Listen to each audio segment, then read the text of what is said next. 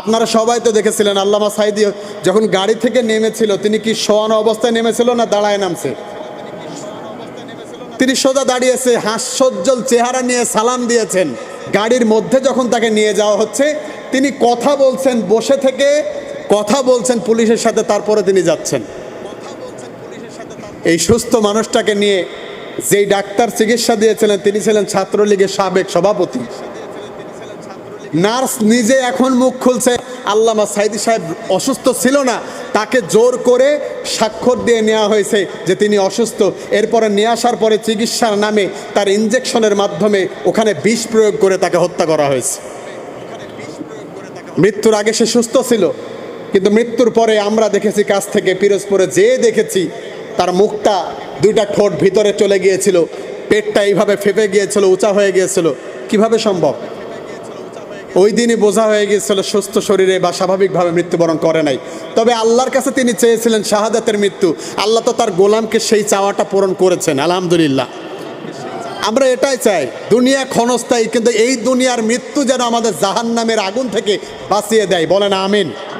আল্লামা সাঈদী কোনো দলের না, আল্লামা সাঈদী বাংলার প্রতিটা মানুষের হৃদয়ের স্পন্দন। সুবহানাল্লাহ। এই জন্য যে দোয়া করতে পারে করুক, দোয়ার মাহফিল করুক, ইচ্ছা করলে হাত তুলে দোয়া করুক, যার যা ইচ্ছা সেইভাবে দোয়া করুক। আমরাও চাই সবার জন্য দোয়া করতে। আল্লাহ যেন সবাইকে, যারা কবরবাসী হয়ে গিয়েছেন, ঈমান নিয়ে কবরে গিয়েছে, আল্লাহ যেন কবরটা জান্নাতের বাগান বানিয়ে দেয়। বলেন আমিন। এখন আমরা কোন জায়গায় আছি আমরা জানি না, তবে আমরা এইরকম সমাজ চাই না। আমরা চাই আমার বোনটা যেন স্বাধীনভাবে রাস্তায় যেতে পারে, স্বাধীনভাবে তার স্কুলে যেতে পারে, স্বাধীনভাবে সে তার কাজ করতে পারে।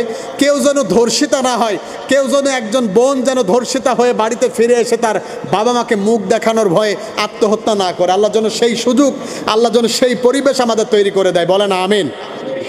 সম্মানিত প্রিয় উপস্থিতি, তাহলে আল্লাহ পাক রব্বুল আলামিন বলছেন অবশ্যই নামাজ মানুষকে খারাপ দিক থেকে কোথায় নিয়ে যাবে? ভালো দিক, তার মানে জাহান্নামের দিক থেকে জান্নাতের দিক।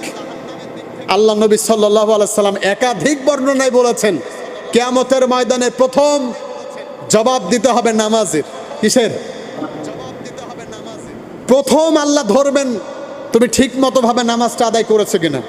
আল্লাহ প্রথমেই ধরবে না যে দাওয়াত কতটুকু দিয়েছো, প্রথমে এটা ধরবেন না, দাওয়াত পরের হিসাব। আল্লাহ প্রথমেই ধরবেন তুমি নামাজ কেমন পড়েছো, 5 ওয়াক্ত পড়ছো কিনা। যদি 5 ওয়াক্ত নামাজের হিসাব কেউ প্রথম দিতে পারে, প্রথম ধাক্কায় সে পার হয়ে যাবে। সুবহানাল্লাহ বলেন। এখন আসেন, প্রথম ধাক্কায় পার হওয়ার মতো আমরা কি প্রস্তুত আছি? হ্যাঁ, তাহলে ইনশাল্লাহ আজকে যেমন এখন জুমার নামাজ আদায় করছি, আসর থেকে নিয়ে আমরা যা করছি আল্লাহর কাছে একটু তওবা করবো। আসর হলো স্পেশাল সময়। সুবহানাল্লাহ বলেন। আসরে একদল ফেরেশতা আসে, আবার ফজরে তারা বিদায় নেয়, আর একদল আসে। সুবহানাল্লাহ বলেন। আবার আর এক বর্ণনা দেখেছি যে আসরেই তারা রদবদল করে, একদল যায় আর একদল আসে। আসরের সময় যদি কারোর কেউ উপস্থিত থাকে আর ওই সময় যদি ফেরেশতারা সিগনেচার দিয়ে দেয় যে এই লোকটা নামাজে ছিল, আল্লাহ পাক তাকে মাফ করে দেবেন। সুবহানাল্লাহ।